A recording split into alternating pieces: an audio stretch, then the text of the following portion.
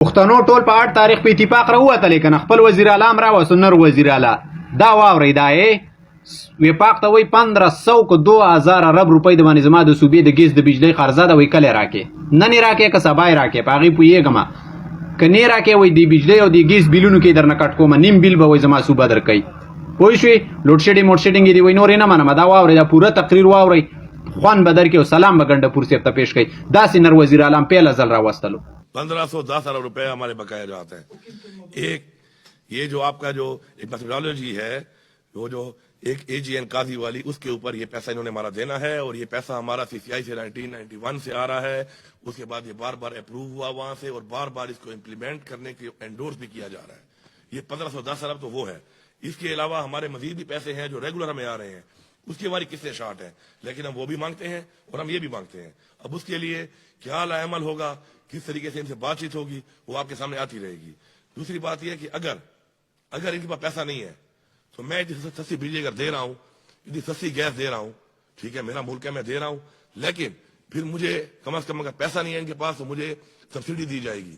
میں آدھا بل دوں گا، گیس کا بھی ریٹ کے مطابق اور بجلی کا بھی، میرا پورا صوبہ.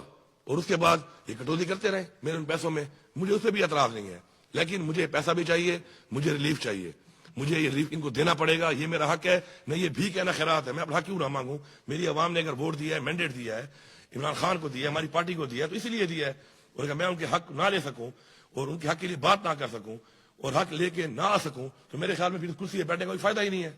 دوسری جو آپ نے بات کی، اب جیسے بھی ہے، اب فیڈرل گورنمنٹ کے حالات کو دیکھ کر ان کے ساتھ بیٹھ کے ہماری جو معاشی ٹیم ہے وہ معاملات طے کرے گی. لیکن یہ کوئی نہ سمجھے کہ ہمیں جو ہے وہ اسی طرح ہی پہلے کی طرح یہ کر کے کرتے ہیں اور لارے لپے دیے جائیں گے. لارے شہروں میں ہم آنے والے نہیں ہیں. میرے صوبے کا جو حق ہے، میری عوام کا جو حق ہے، میں مانگتا ہوں بائے ہوک اور بائے کروک، مجھے دینا پڑے گا. ہاں، اس کے لیے بیٹھ کے معاملات طے کرنے کو بھی میں تیار ہوں.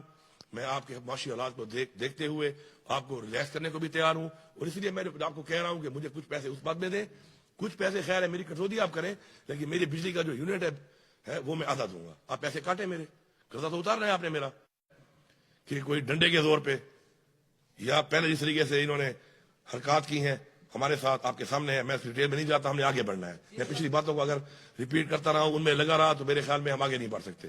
کسی کا اگر یہ خیال ہے کہ ایسی پالیسی اختیار کر کے ہمارا منہ بند کیا جائے گا، ہمارا راستہ روکا جائے گا، تو یہ ان کی بھول ہے. میں کلیئر بتا رہا ہوں، میں جب تک کرسی پہ بیٹھا ہوں میں کمپرومائز نہیں کروں گا، نہ اپنے صوبے پہ نہ اپنی عوام پہ.